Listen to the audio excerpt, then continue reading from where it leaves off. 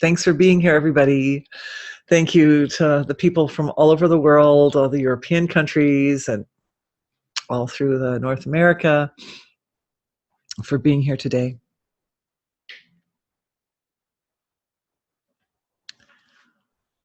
Thank you to the source of creation, the birther of the whole universe, the whole multiverse, the mother.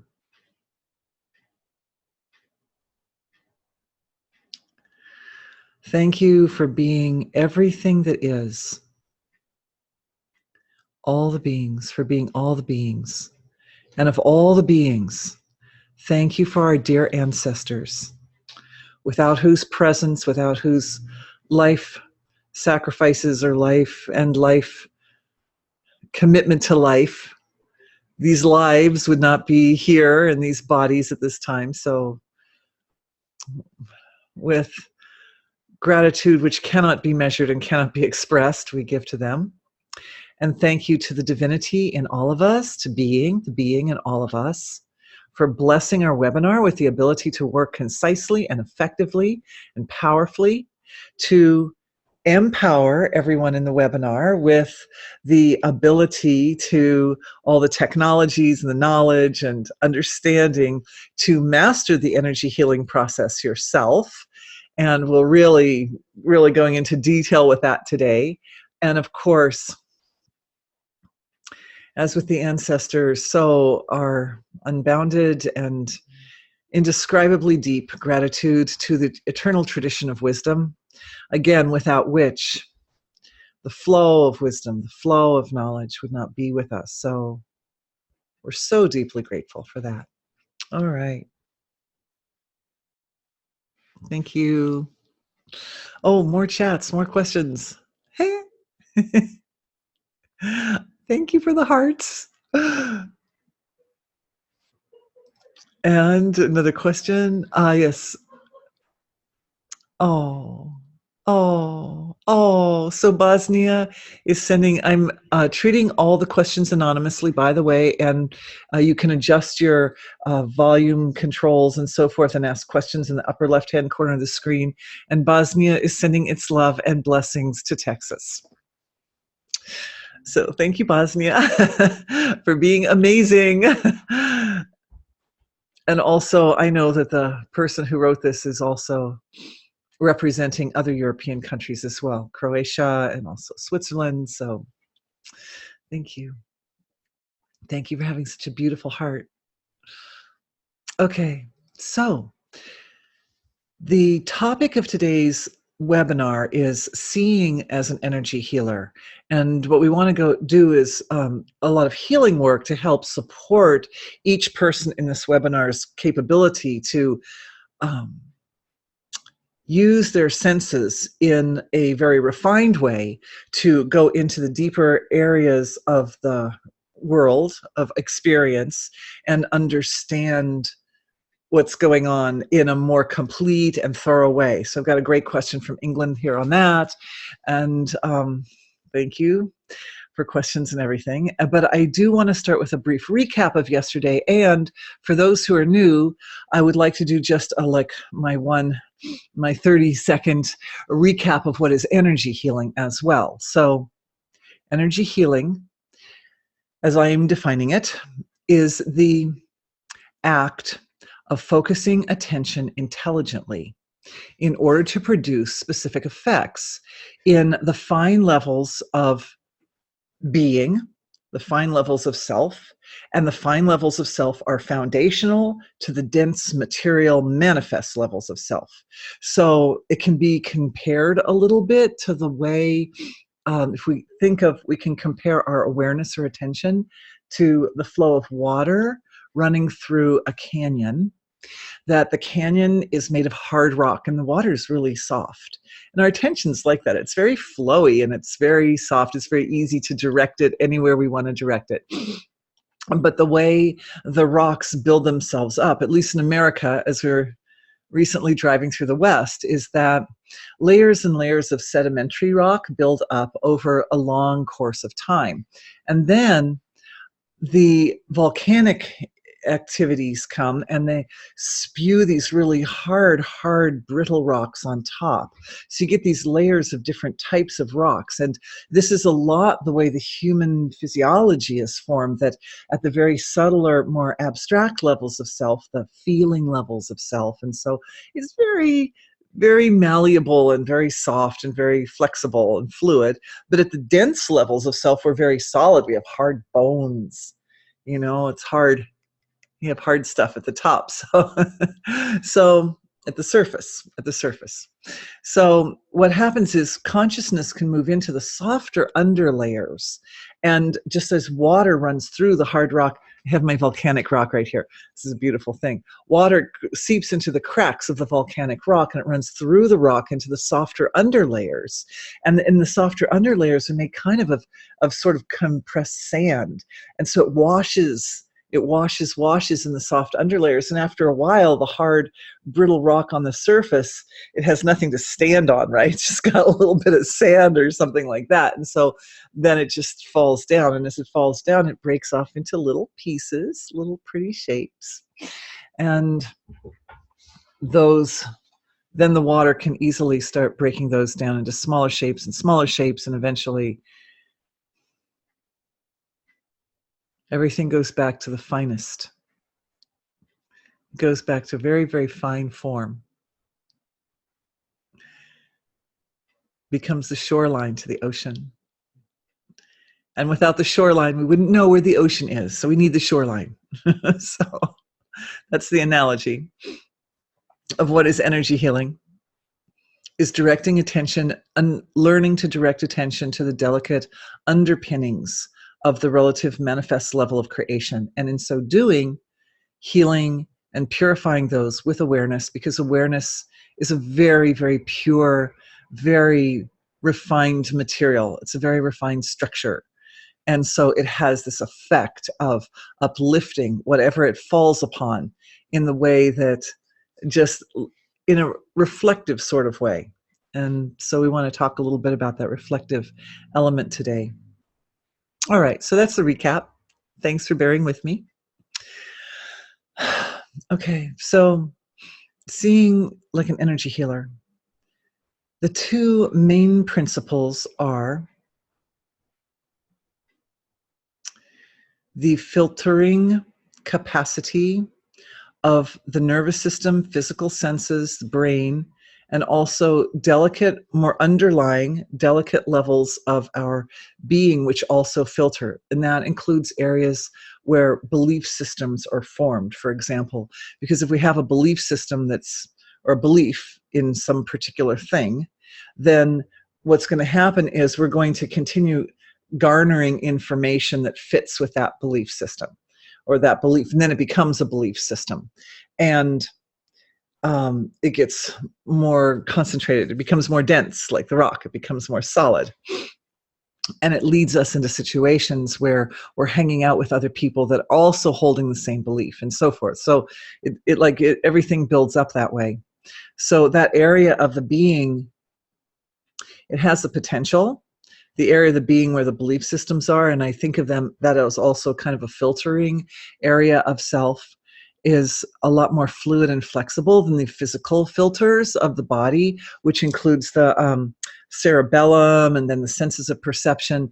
Although yesterday we did a lot of healing for those areas, or we did a big healing for those areas, so you can look at everyone will get yesterday's recording, so you can look at that. It comes in near the beginning of the webinar.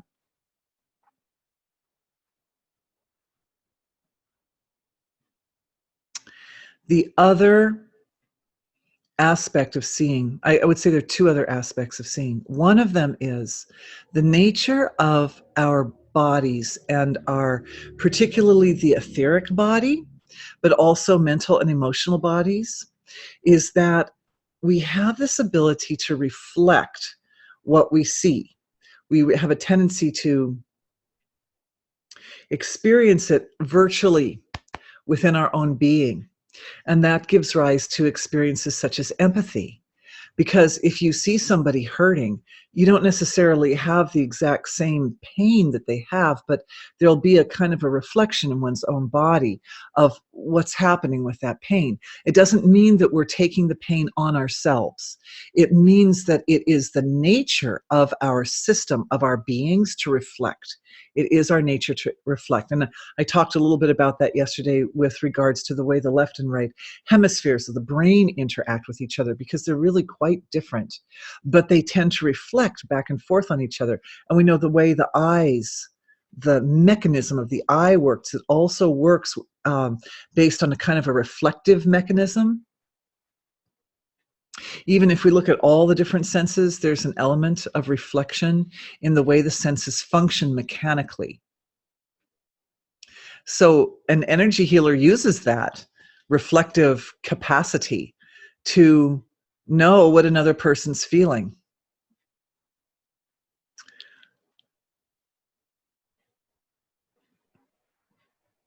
The important point about the reflective capacity is to know that if the experience of someone else is reflecting in your own being, it doesn't mean that you are that.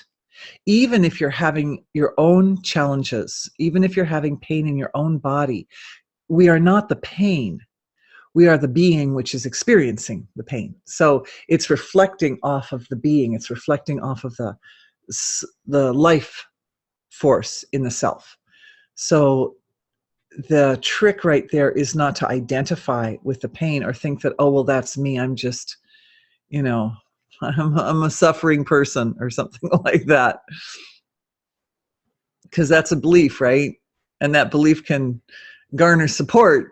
And so it's not a supportive belief. It's not a belief that supports expansion of happiness, expansion of life, expansion of consciousness. So I'm just going to look at, since we're on the element or the area of reflection, let's just go ahead and look at that for a minute. So I'm just going to look into the group and reflect what's happening with the collective, with our collective in this physiology. Oh, so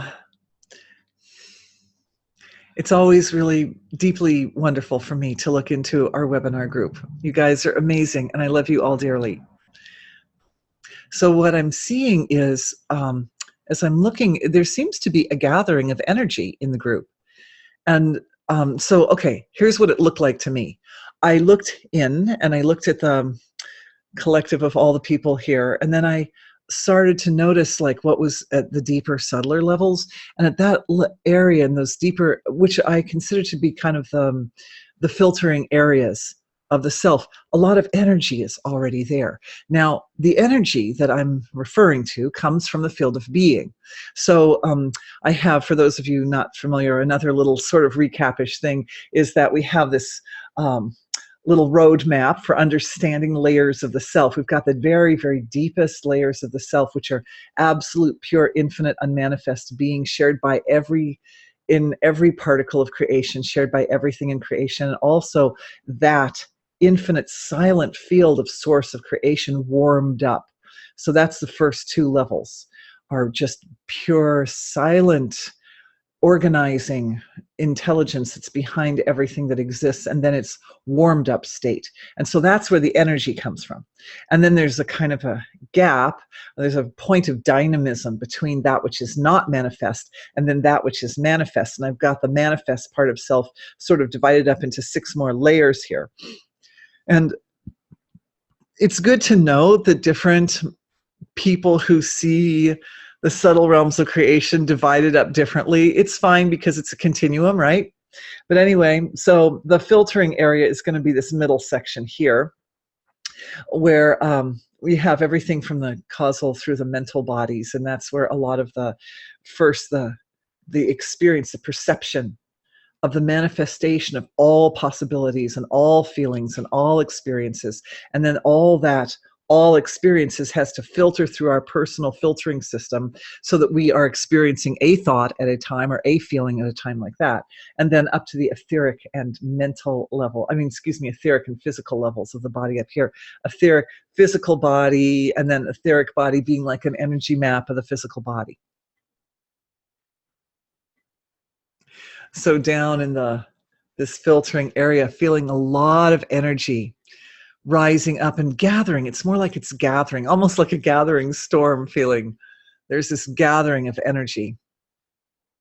And that force, it's interesting. It's coming in like a force, and it definitely is an expansion or an elaboration on the healing that we were doing at the end of yesterday's session for Texas, because that was healing was based on how do we respond and how do we deal with the potential of some impending disaster, and even how do we respond to the potential of anything happening, because the nature of human existence, more recap from yesterday, the nature of human existence is to be in a state of expansion of consciousness, expansion of knowledge, expansion of being.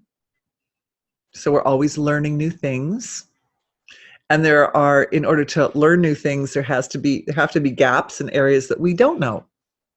So there's right there is the point of dynamism, where we interface with events that could be challenging, right? Because there's something we don't know, and we have to go through a kind of a process to gain a comprehension of that which is unknown.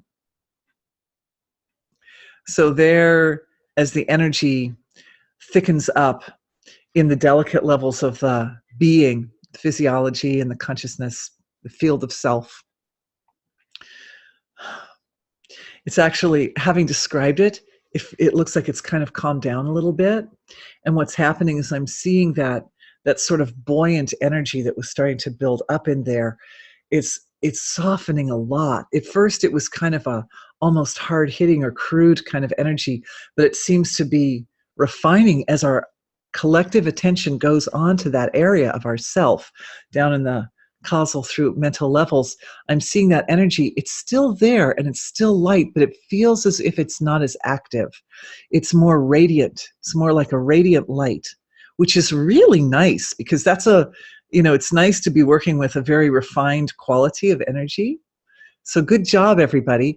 That's a little bit of a tie-in to a future webinar as well, because I feel that the work that we do as a group is really unique and it's really powerful.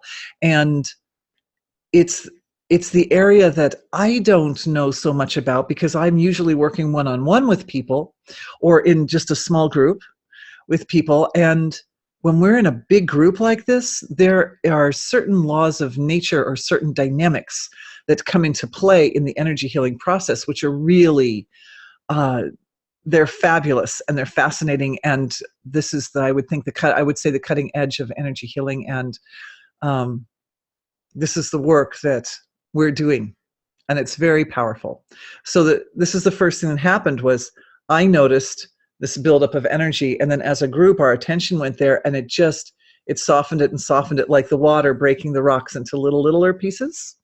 Very beautiful. And then what happened is, as it softens, is that energy is able to work its way up in a way that's, I would say, easily digestible into the denser levels of the physiology, physical, etheric, mental, and emotional. And in those layers, it's able to really address imbalances that sit at denser levels of the physiology. So that's what's going on now, is particularly up in sort of the gap in more or less the mental level, the physiology, as it moves into the etheric and physical. And that's the area where we are really processing information. So that's the area. As an energy healer, we're working with, how does the information come in? Someone comes and says, I have a symptom, this is my trouble. And then from one's individuality, physical, mental, you hear the words and you understand what they're saying, hopefully. And then the senses, the subtle senses, look in on that physiology and what's going on. So this ties in really nicely to a beautiful question that came in from England. So I'm going to read that, because we want to get to everyone's questions. So this lady was thinking, she was having an experience of a physical problem in her body that was a lot better during the day. And then at night it got worse. And her cat came and was sitting on her and was staring for a really long time at her throat and chest area. She was having some palpitations in her heart. So her chest was feeling there was fear sitting in the heart. And she knew, or she was sure, that her cat was aware of what was going on with her. However, she felt she was unable to tune in to what the cat was experiencing or perceiving. And so the question is, does this tie into the webinar? And the answer is yes, it does. So cats are clairvoyant. They see all the range of the manifested reality. Not so sure how much they're experiencing of the source of creation, but it's a known thing that cats are quite perceptive. Their senses of perception are very refined, and they see all sorts of subtle movements of expressions of self. It's all the self. It's all being. Even subtle beings are being. So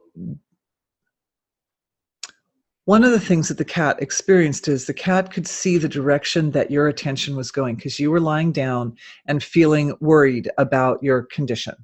So the cat can see that your attention is moving into this particular area and that there's some concern. And so that's why the cat came to also reflectively support your process and add her attention to your attention. And as we know, that's how energy healing works, that attention moves. And as a collective, that's why our work is very powerful, because collectively we can put the group attention can go onto an event or an issue or a concern, an area of concern.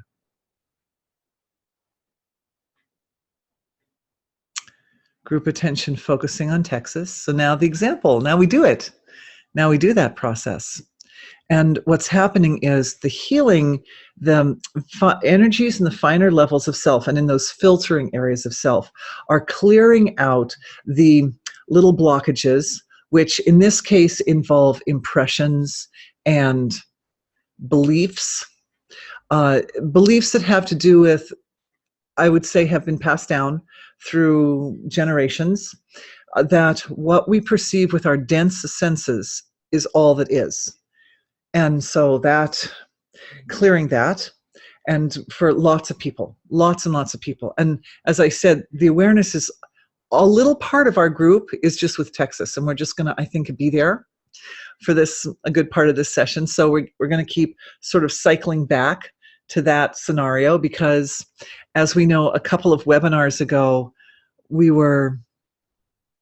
did some work for Earth, Mother Earth, and as a result have been blessed with a connection, a really nice connection to Earth's intelligences. And so it's not a coincidence that they brought up the Earth intelligence, brought up the hurricane around the same time that we were planning our webinar, because it's known that we would all be working together. So well done, everyone, including, and this is also at this moment, that recognition of that level of intelligence of Earth that is lively and sentient and has intention. And this also ties into another good question that came in today. So I'm going to touch on that in just a minute. But there's waves of gratitude, acknowledgement, appreciation, and reverence, and love moving back and forth between our collective of our webinar and this body of Earth's intelligence, which is responsible for the manifestation of the weather events that are taking place in Texas, as well as other places on Earth. I understand there's tremendous, tremendous heat in Africa right now, like just indescribable. So that's also an event.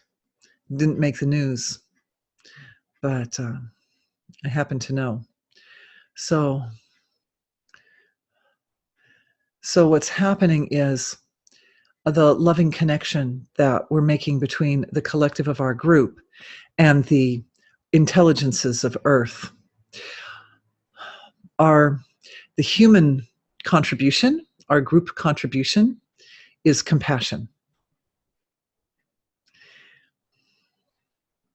And that compassion extends through compassion for humanity as a whole and expands into a compassion for the whole Earth, for the whole planet, a love of Mother Earth, and a recognition of her suffering, or her challenges, we'll say her challenges and her lessons.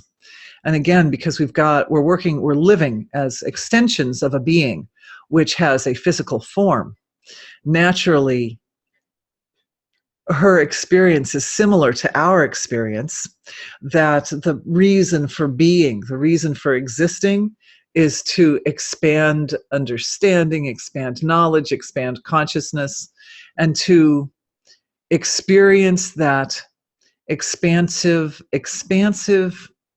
fundamental of our universe.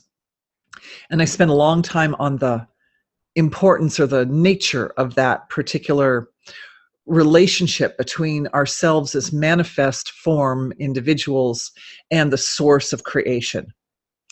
But just as a brief recap for who wasn't here yesterday, the source of creation is omnipotent, omnipresent, omnipotent. And so when you're that, there's nothing new to learn. But the nature of the expanding universe, which is the creation of that, is that it's expanding. And so when the expanding universe is expanding, it means that the fundamental is learning new things, is knowing things that we didn't know before, and an expansion of knowledge. So what we're doing is we are, by the very nature of our existence, are stabilizing that aspect of creation. We are being that aspect of creation, and that allows the creator to know itself in a way that would not otherwise know, because our experience is reflecting off of that silent field of source of creation is like a mirror that doesn't have any ripples in it. And so it's naturally highly reflective. And it's the reflective nature that gives rise to manifestation, because it folds back on itself. It reflects its own nature.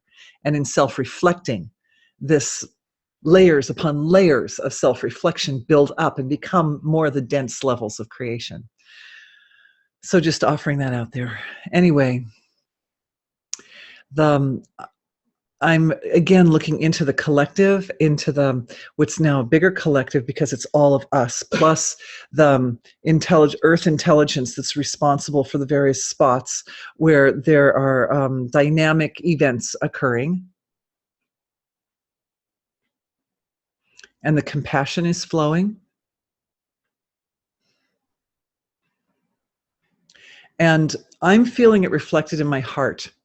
And I should say that I think as energy healers, that's one of our key areas. The heart chakra area is one of the key areas where a subtler knowing is experienced, because we know things mentally in our brains, and particularly the prefrontal cortex is a great tool for analyzing and synthesizing information. But the heart knows in a completely different way. The heart's knowing is the knowing of feeling. So for everyone in the group, that area is clearing, and the clearing of beliefs of the heart being an organ that's not a sense organ. The heart organ is a sense organ. All the organs, every part of the body is a sense organ. We are great antennas of the universe. Every bit receives information. We receive information through the whole system. So clearing that belief and impressions, but even more so, I think what's happening is there's a download of information coming into the self, into everybody's body, which is expanding a definition of what it means to know from the heart. Well, heart knowing, heart-centric information. And I'm seeing clearing of meridians between the heart area and the head area, and also here, because this is where we define what we experience. And when we define our experience, it becomes much more palatable and accessible. It integrates. So the communication center. Oh, so beautiful. And this is also including healing for the thyroid and the vocal mechanism, but very much for the organs of this area of the body, because the thyroid is the communicator inside. Then the vocal mechanism communicates outside.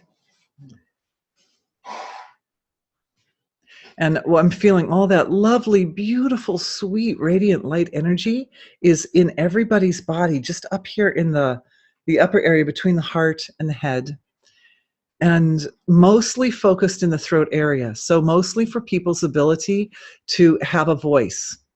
And this ties in really beautifully with the healing work that's being done for Texas, because part of the collective lesson that's taking place in Texas, as I mentioned in the healing that went up online this morning, is to support people's ability to use particularly their inner voice, which means the way they think to themselves, but also the outer voice, in a way which is full of grace and full of divine power, to use our inner communication skills. And that goes along with the clearing of the meridians between the heart and the head that's taking place.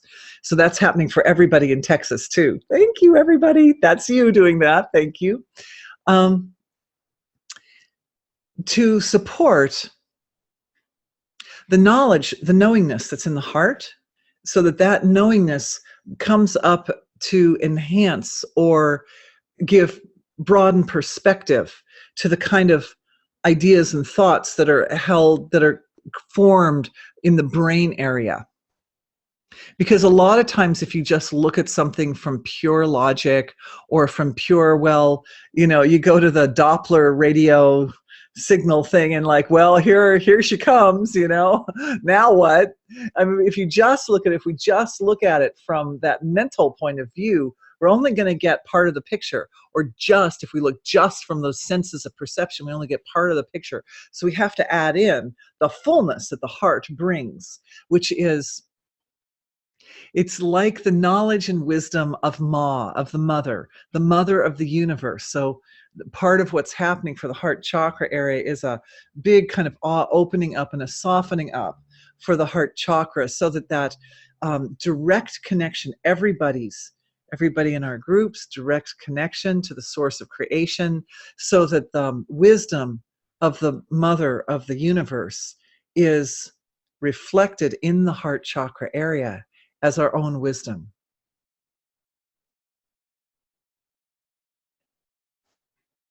And conscience that sits near there is just a little bit up from there. And that's why when we make a mistake or we're not true to our hearts, it gets caught right in the throat. There's that feeling of, oh, whoops, I shouldn't have done that. So conscience is part of that process. And the ability to self-trust. And the lack of self-trust has been sitting in the thyroid. So that's clearing, is lack of self-trust from the thyroid. And doubt. It's just sometimes we're not sure, and sometimes we think of ourselves as only of not having the complete picture. And I would say, as humans, the nature of the human experience is, because we're always ever learning new things, is that there's a part of self which doesn't have the complete picture. That's true. But there's another part of self that does. So there's a continuous interface or continuous flow back and forth between the part of self that does have the full picture and the part that doesn't. And that brings me to this amazing question, and also another amazing question that came in just before the webinar today. So both of these questions refer to points from yesterday's webinar where we talked a lot about not just the y-axis, which is from the dense physical body down to subtler, more delicate levels, down to the source of creation level of self, but also the x-axis, which goes from not pleasant levels of creation to very, very pleasant levels of creation. And one of the points of the man who wrote this question was, that seems like a pretty simplistic view. And I agree, it is pretty simplistic. And I really appreciate all of you for any time you find little holes or any little areas that you're not sure what it is there, and maybe there's something more to this story. I appreciate you passing that over to me, because that's how we expand knowledge. That's how new knowledge is able to emerge, or we could say eternal knowledge is able to emerge and find its home with us. So I'm deeply grateful. Okay, so I'm puzzled by the idea of a being only existing on one level of creation or realm. If it was on the astral level, for example, wouldn't it also have mind and emotions, and thus also exist on the mental and emotional realms? Beautiful question. So part of my paradigm comes from the knowledge that I learned from my teacher, Maharishi Mahesh Yogi, who describes the source of being, source of all the being in creation, and that all beings have their anchor in the being. There's one being, and all beings come from the being. And some beings manifest all the way up to the densest level of creation. Some only manifest up to subtler levels. But it's still my experience. I looked at the question. I thought, well, it's still my experience, but if a being is manifesting from the being, from the deeper levels of self up to, say, the astral level, which is here, and mental and emotional is up here, it's not that this being isn't able to function with intention or feeling, because feeling, okay, part of it is that I describe, say, the emotional level of self here. But the thing is that the emotional body, it's not just constrained to one area. And if a being, say, manifests to the astral level, for example, it's not that that being exists in an isolated way just on the astral level. That being has a reality also at the causal level, and also has a reality at the gap, and it also has its reality in B, the source of being. So that being has a range. And the emotional body also has a range, because for a long time I was seeing these levels of the self as kind of constrained, like in their own little boxes. But as I've been working with it, it doesn't look like that to me anymore. And it's that the emotional body has roots in the astral and causal levels of self, and the mental body has roots in the emotional and astral and causal levels of self, and the etheric body then also has roots in those. And so there's some elements of emotional also that are found at the astral level, because the astral level is where this filtering system is that allows the intelligence to come forth from the experience of all emotion and all feeling and all being, and come up and become isolated. For us, we experience it at an emotional level as one feeling at a time. But at the astral level, there's the ability to experience many feelings at a time and many thoughts at a time. And that actually ties in now. I'm having ding, ding, ding. I'm having an expansion of thought right now, expansion of consciousness or learning. I'm remembering one thing that Maharishi said about angels, is that one of the differences between humans and angels is that humans think one thought at a time, and angels can think many, many thoughts at the same time. And so that also ties, yeah, good. So it answers the question and it ties in. The thing is that we are that. We are angels.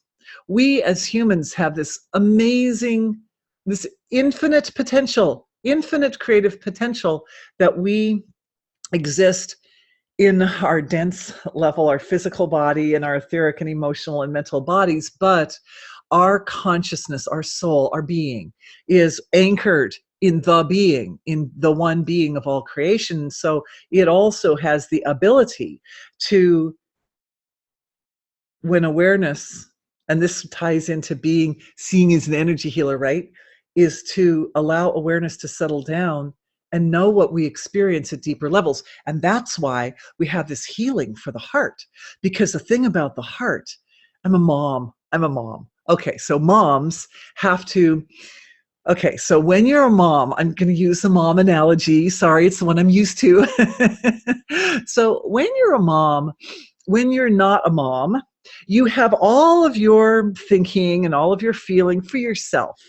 You can, the young maiden is free to spend her time, fixing her hair and going through her educational process and doing her academics and having social times with friends. But when a woman becomes a mother, there's a certain percentage of her being that goes to that baby. So as soon as the baby arrives, that amount of self no longer goes anywhere else.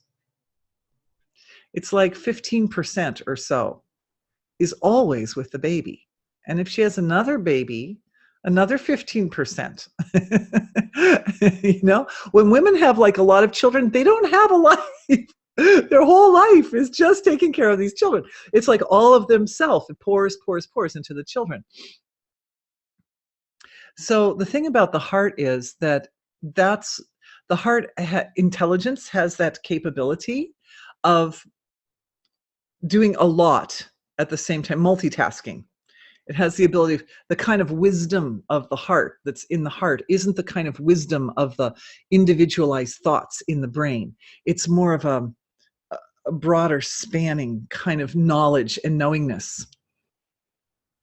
That's why we can feel all of Texas. We can feel all of Africa. I'm also feeling for the people of Africa. When I saw the heat index in Africa, I was shocked.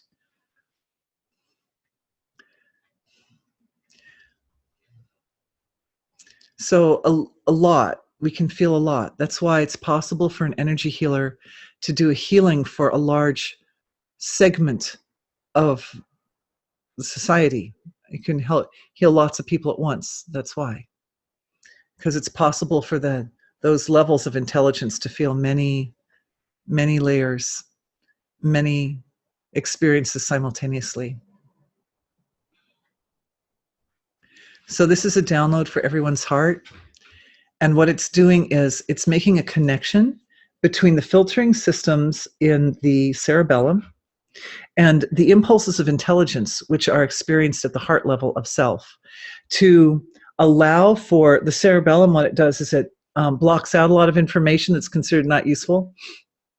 And what it's doing is it's physically opening up connections in the cerebellum area of the head to support the ability to process, identify, to define, articulate those experiences that take place in the heart that are very abstract and that are multifold in their nature.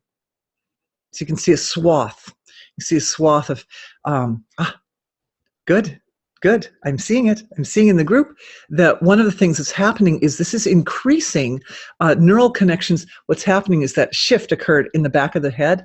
And what it's doing is it's moving its way up into the frontal parts of the brain now to enliven greater connections in the front parts of the brain, particularly in the prefrontal cortex, which is at the opposite side of the brain of pattern recognition. And pattern recognition is absolutely one of the great tools of an energy healer and one of the great technologies that is used to understand what's going on with people and understand what's going on with situations. And that is to be able to look at a situation and then look at other situations that are coming up at the time. And the coming up happens with the pineal gland, because the pineal gland is also, it's bringing, let's see, how can I say it? It's your divine being flows information into yourself all the time. The wisdom flow does not actually stop, but it's processed through the pineal gland, which is the Ajna chakra. And the pineal gland communicates what's coming in through inner sensory experiences, like, think of like daydreams, like when it produces serotonin, melatonin, and DMT, and the DMT is responsible for those bursts of ideas and sensations and so forth. And so what happens in the energy healing process when you're working with something, like we can go back to the lady who's having the heart palpitations. She's worried and she feels some fear in the heart area and in the chest area and those palpitations. But what will happen is in the mind, other ideas and thoughts can come up, other that seem unrelated. But when we look more carefully, we'll start to notice that there's certain patterns of relationship at like finer levels. If we start to look at like the fine mechanics, I'm trying to drop an example because I had an example going the other day, but I can't remember what it was. Sorry. But I think this is a question's come up too. I was going to say it's a good time for a story. Well, isn't that interesting coincidence? I was going to say it's a good time for a story, and the story involved the person who just asked the question. So thank you, person who just, keeping everybody anonymous, but I'm going to say, well, let's read this person's question and see how it all ties in, shall we? How much do the tonsils help with the energy healing stabilization in a healer? Yeah, that's a really good question. In fact, I was thinking about that the other day because a lot of people of our generation have had their tonsils removed. Thank you. I didn't get my tonsils removed, and I'm grateful for that. But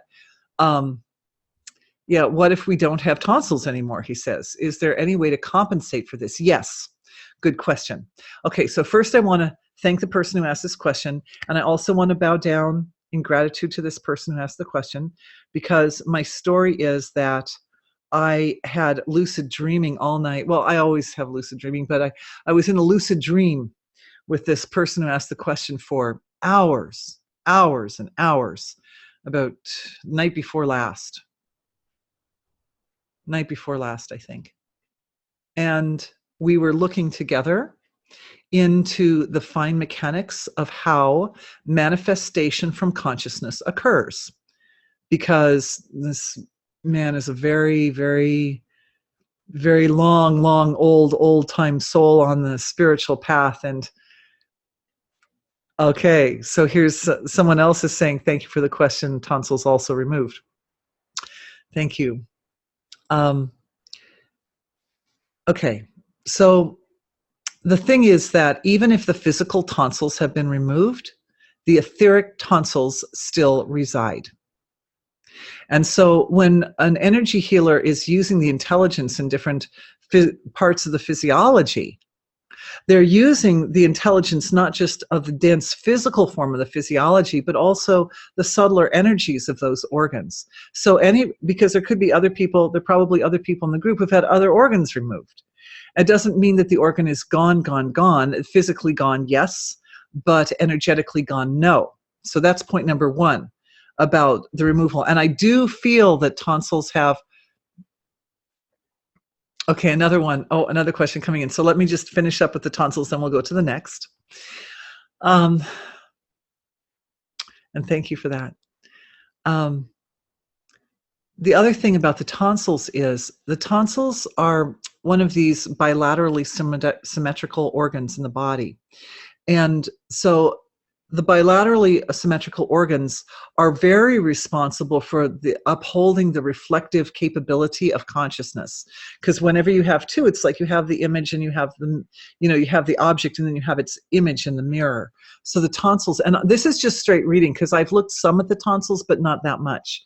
So I'm just reading this straight from the Akashic record or whatever you want to call it. So the bilateral symmetry of the tonsils is one of the essential components in the importance of the tonsils in the kind of knowledge or their contribution to the consciousness of the physiology. And all the organs that are like that, like the ovaries and the kidneys and the shoulders, the knees, and the two lobes of the thyroid, the tonsils, particularly in this area, these two lobes, the tonsils have connections up into various organs up in the brain. And what I'm seeing, and I'm just, like I said, this is coming straight out of the Akashic record right now from your question. Thank you. There are some nodes, little nodes up in the, I don't know what they're called. I'm seeing them, but I don't know their name. The hippocampus gyra, okay? That's up in the little inner brain area, like deep down in the inner brain area. And they're both sensitive to,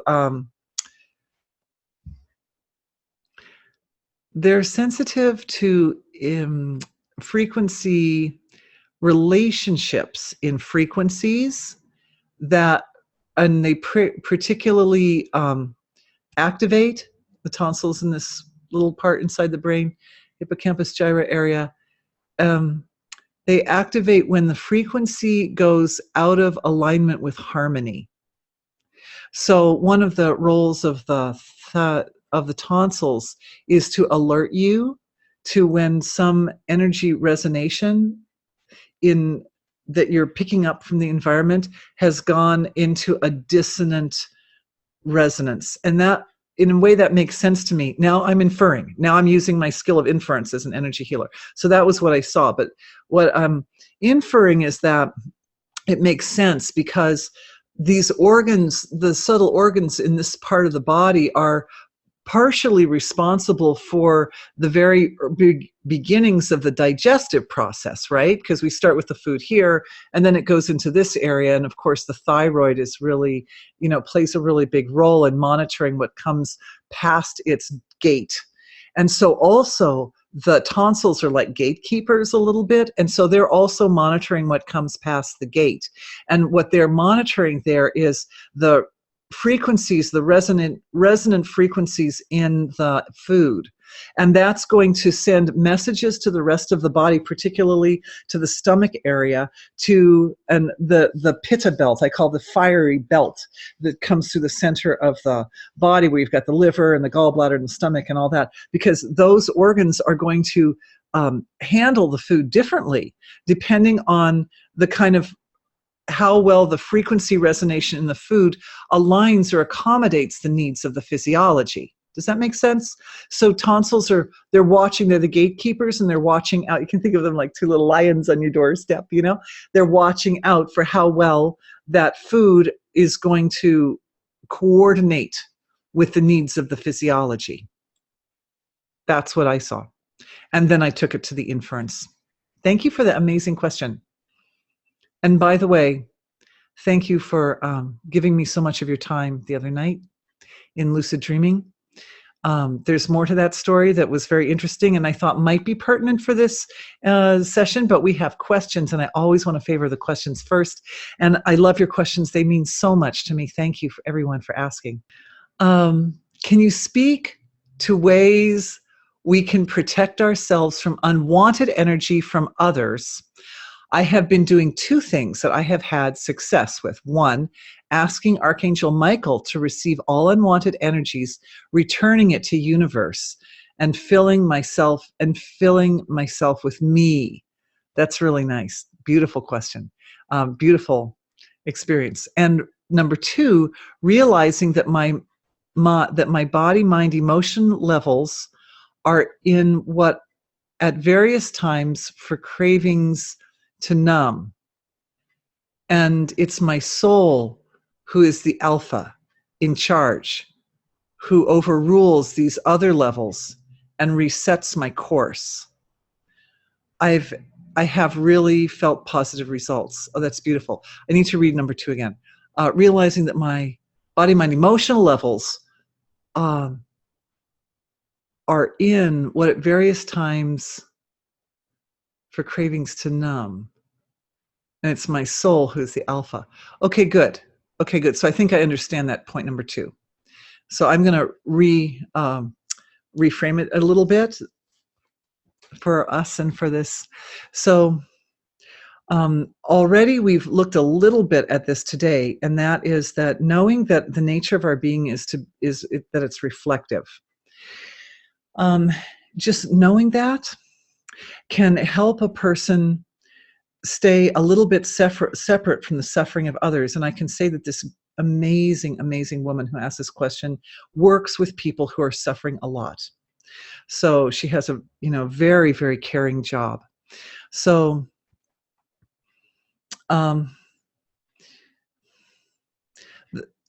it's like if the mirror understands that it's a mirror, then when it reflects the apple, it knows, it doesn't think it's the apple. It knows that it's reflecting the apple. And so it can still be a mirror. It can say, well, I'm the mirror. It doesn't say I'm the apple. It says I'm the mirror. So that knowledge that we are naturally, our systems are naturally designed to be reflective, and they reflect in lots and lots of different ways, as we've been noticing. It supports the ability to stay a little bit outside of the suffering of another person, while at the same time being able to be very, very compassionate. When you ask Archangel Michael, because this is beautiful, what she's doing is beautiful. She's asking Archangel Michael, what is that? What does that mean? I ask Archangel Michael. What it means is my attention or awareness goes to what I know Archangel Michael to be. And so when we think of angels, we think of these beings of light who are very ancient, who are very powerful, who know intimately the story of each soul. And what really, when I look at angels, what I see are manifestations from the warmed up level of the silent field of self, the eternal silent field of self. It warms up. And that is where we are anchored. We are there. We are that. We are that. That's why we can look and see what's going on there. And when we look, what happens is our attention at the dense level of at the denser in the mind says, I'm going to put my attention there. So the mind goes, it puts the attention there. And what it does is it makes like a mirror, right? And so then reflection starts going back and forth between the warmed up level of being of self and the mental, emotional, physical levels of self. And so that starts to activate that quality up into the denser levels of self. And I talked really a lot about that same mechanic yesterday from a totally different angle of realms. So don't forget to go back and check that out. But although I know she was there.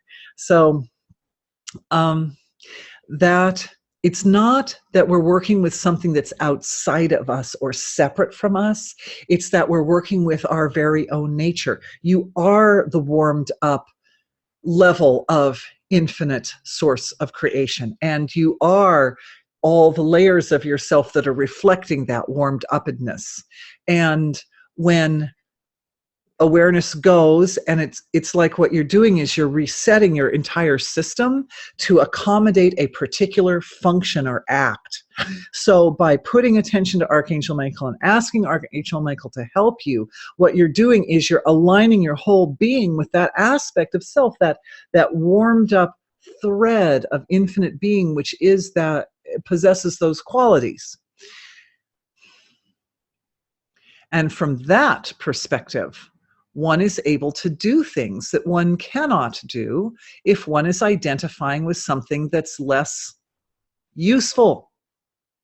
If we're identifying with, for instance, identifying with ourself, like how much a man is worth. How many times have we heard that saying, oh, how much is a man worth?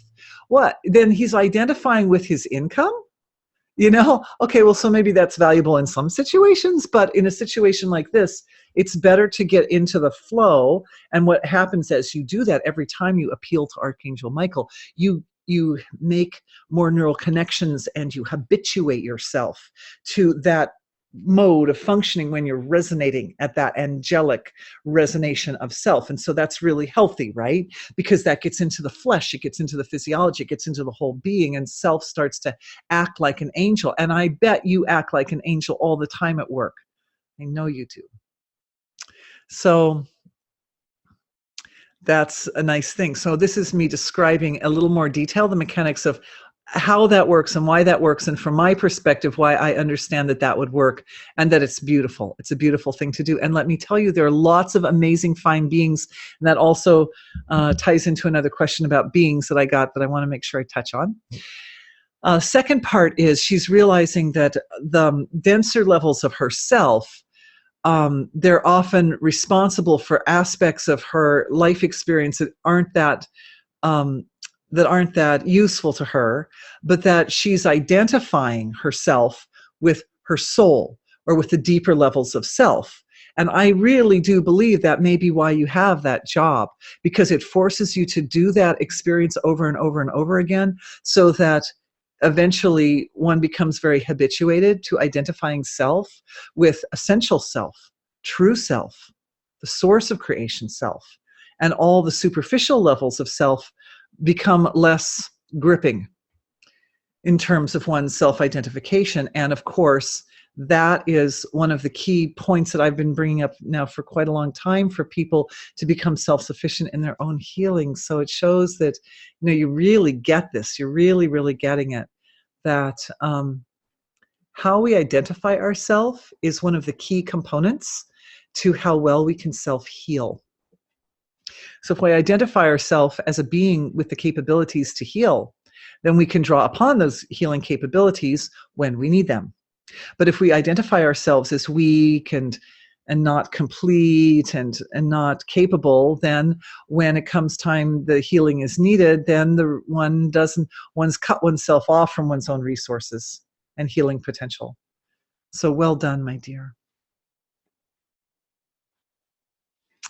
Okay, here's another question. Could we please expand this healing to include the lungs? I am seeing the clear blue sky behind you, but I am here with my family in central BC, Canada. Oh, right, where they've been having fires. The largest forest fire ever is raging, and the air is acidic and with smoke. My father is in the hospital with severe breathing difficulties. Oh, my dear. Yes, let's.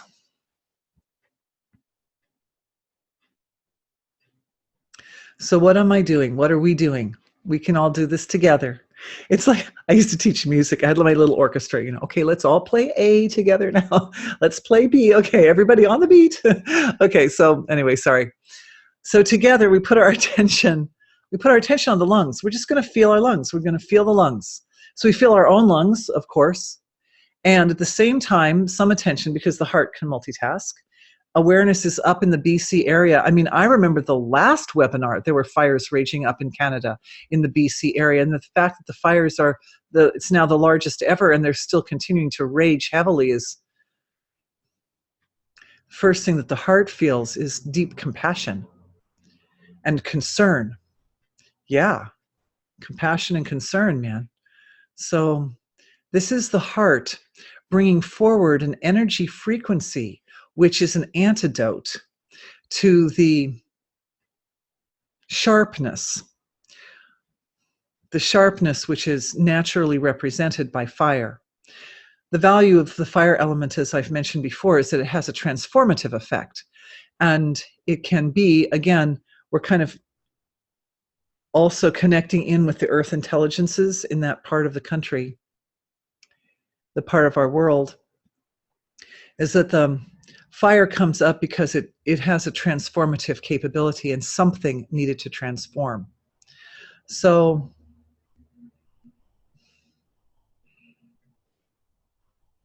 and it looks like, isn't that interesting? Okay, so I'm seeing a reflection. And the reflection is with the transformation that's taking place in Texas. So the Texas transformation is related to being able to define oneself, define experiences in terms of their potential to give rise to a positive outcome, to learn something. Even the worst experience can give rise to, or the worst circumstance can give rise to expansion of understanding, expansion of deeper knowing of self. Some people, I remember a friend worked in an emergency room, and I said, it must be really hard to work in the emergency room. And they said, well, in the emergency room, I see the best and the worst of people. And I thought that's interesting, that in emergencies, sometimes it also brings out people's best, which is really beautiful. So that means that emergencies can do that. What I'm seeing up in Canada, because that situation's actually been going before the hurricane striking down in Texas, is that it's reflecting, what's happening in Texas is reflecting in a little bit denser, easier to define way what's been actually the Canadians have been working through for quite a while now up in northern Canada. I mean in Western Canada. And that is, and it just was on the tip of my tongue.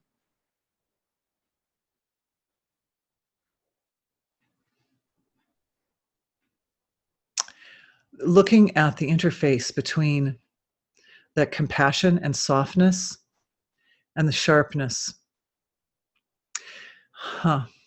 So here's the thing about the sharpness and the fire, is that, okay, I'm getting a lot of information at once. Please bear with me. I'm going to try to unfurl it in a logical way so that it comes out nice and clear for everyone. We tend, there's certain parts of the brain that are they're kind of like more sensitive to toxins than others. And there's one area of the brain which is responsible for saying, oh, wait a minute, red alert, this isn't good for me. And that area of the brain is the area that goes offline when we are engaged in an activity or in consumption of a material which is not supportive of life. Like alcohol, for example. Alcohol will go into the body and it'll take that part of the brain out first. So instead of drinking the alcohol and thinking, oh, this is, no, this burns, this isn't good for me, that part's already been taken out. So then it disallows that level of thought. I'm using alcohol because it's a really easy example. It's it's kind of a no-brainer example, but there are others. And that includes certain like justifications for behaviors or speech which is not tender, which, let's say, in the name of teaching someone a lesson, or in the name of protecting someone, or in the name of protecting oneself, that one feels justified in being a little bit sharp or short or slightly cruel with another person. And what happens is there's a part of the self which sometimes is unable to, this part is the connector part. Okay, it's the heart that can make lots and lots of connections and can think lots of thoughts and have lots of feelings at the same time.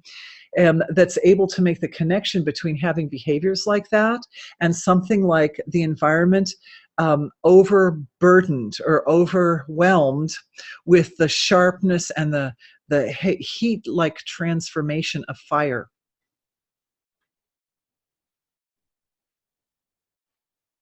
Canada's being very brave right now because Canada is being one of the principal world players in certain conflicts that are going on at this time. And for those of you who haven't been with me in previous webinars, I've brought up the name Jordan Peterson. You can Google him, Jordan Peterson.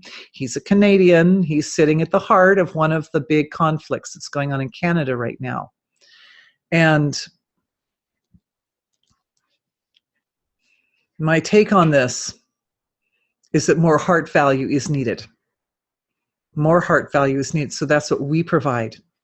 So the heart value, as we provide the heart value, what happens is the heart chakra starts to resonate with a softness and a sweetness and a compassion and a gratitude, even as difficult as it must of course be to have fires raging around in the air full of smoke and awfulness.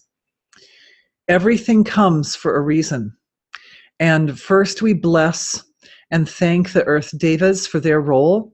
And heaven knows they are also trying to put out the fire. And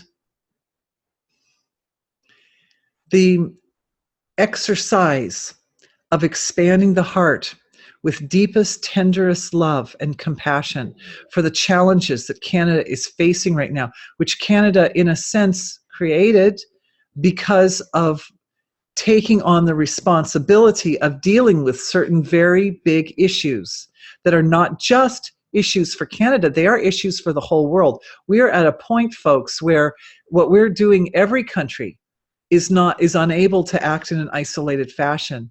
And we're all working together. And the issues that Canada is dealing with, like a parent, like a mother or something, are issues that are being grappled with in other countries, US and Europe and other countries as well. So we have to have a lot of compassion for Canada. And we can say, well, Canada is not dealing with it effectively because look, now they've got the fires blown out of control, and that situation's been going on since last September and it's still not resolved. Well, you know what? Does anybody else want to try to do it better? I'm sorry. We have to have compassion for Canada. This is what's happening. And that compassion, that self-compassion. And I feel that the sort of sharpness with which the situation is being handled in Canada right now comes from the fact that a lot of Canadians suffer from the same thing that a lot of Texans and a lot of the others of us also, of being a little judgmental on ourselves and, having high expectations and it doesn't. And so the compassion that's coming forth, and what's happening is this area of the body is just resonating in that antidote. The compassion is the compassion and forgiveness. And now going into these filtering areas, and this is still healing for the lungs, the filtering areas of self, we're starting to undo those belief systems that are in that filtering area that support or try to justify hurting other people in the name of teaching them a lesson or in the name of protecting them or something. This is because people treat themselves that way. We tend to be very hard on ourselves. And it's not that the lesson doesn't need to be learned, it does. But when it's learned with extra perspective added from the heart, this is for you, Jordan Peterson, extra perspective added from the heart, then the lesson, then all the resources of the individual to learn the lesson can go into learning the lesson, and none of the resources of the individual have to be used for licking wounds.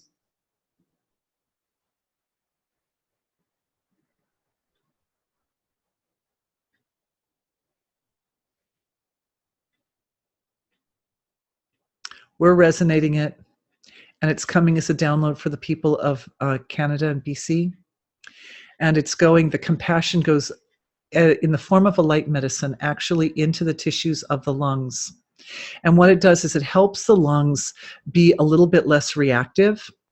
It's not that the lungs still have to purify, of course, but they don't have to react by becoming inflamed or like a hystemic response, like an allergic type of response, which is basically a response of fear and anger to something that's coming in. So this is going to soften all that fear and anger. And we're just going to let that energy medicine flow into the lungs and can continue flowing as needed throughout the day, throughout the month, and flow into the earth and into the air. Thank you. 2 more questions. Oh, yes, and it goes to Oregon as well. Thank you to Our Lady from Oregon. So another question, and I'm looking at my time. We're down to 2 minutes, and we still have 2 questions because a couple of the points that came in were comments.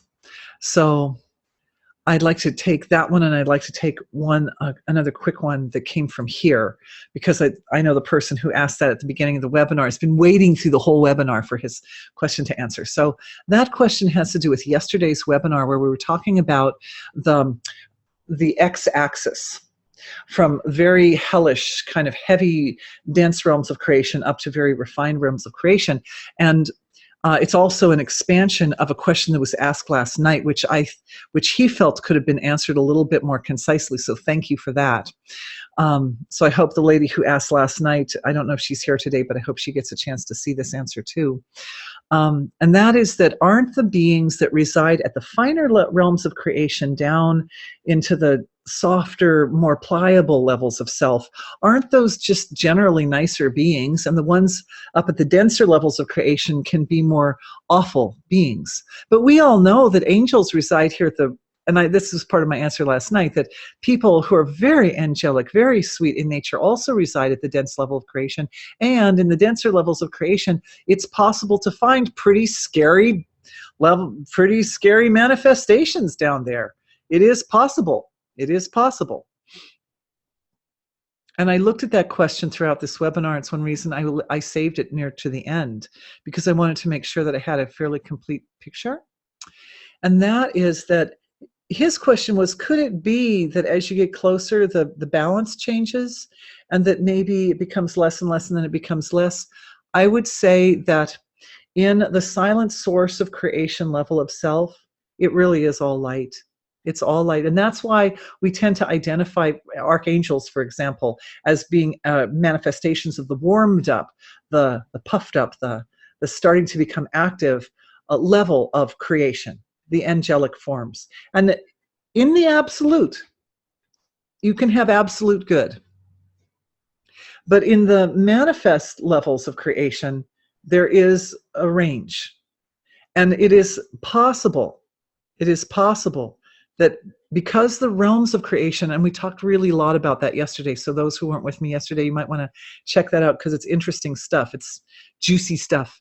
That in the realms of creation, these realms are created by the collective. They're created by us. So we can decide basically where we want to focus our attention and how much attention and feeding into we want to put into those denser levels of creation and how much we want to feed into the lighter realms of creation. So that would definitely influence how much of the darker energies there are there or how much of the lighter. Okay, one last quick question because we're 1 minute over time. Not sure it's related, but it seems that the girls, child mind, are all struggling at the moment, unhappy, misbehaving.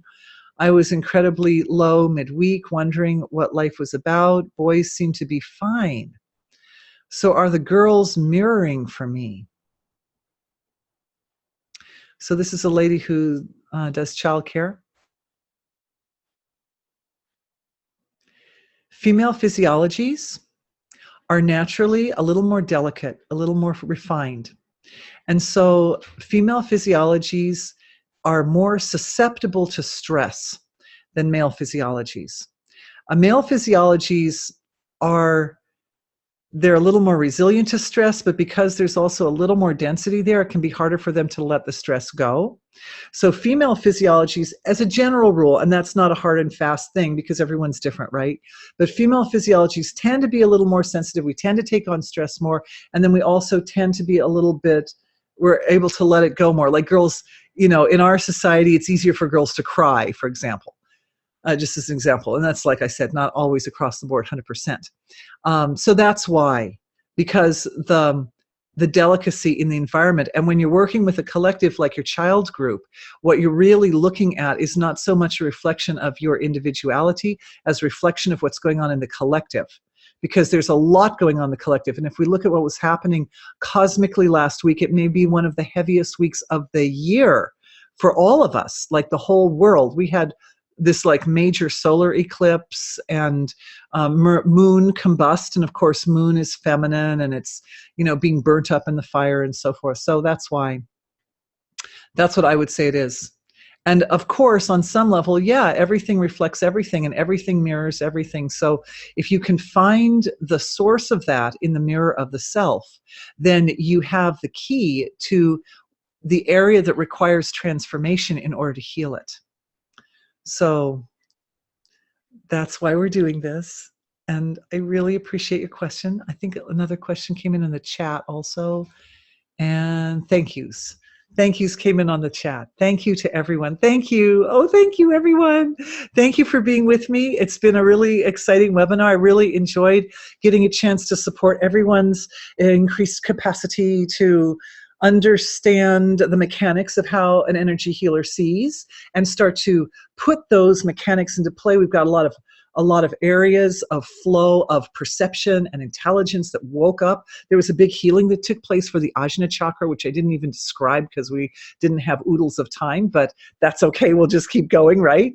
And thank you for joining me. And our upcoming webinars, we're going to look even more into the fascinating dynamics of how we as a group can heal more effectively than we can heal as individuals, and start really tightening up our capacity as a collective to do that kind of work, because this is the time, everybody. This is the cutting edge of energy healing, is working collectively as a healing force on Earth, and this is the time our Earth needs it. And so it's an exciting time to be with all of you. And thank you. I can't do it without you because I'm just one person. So thanks for being with me. And I look forward to sharing with you guys all again in the upcoming weeks. Thank you. Thank you for all your love on the chat. Bye.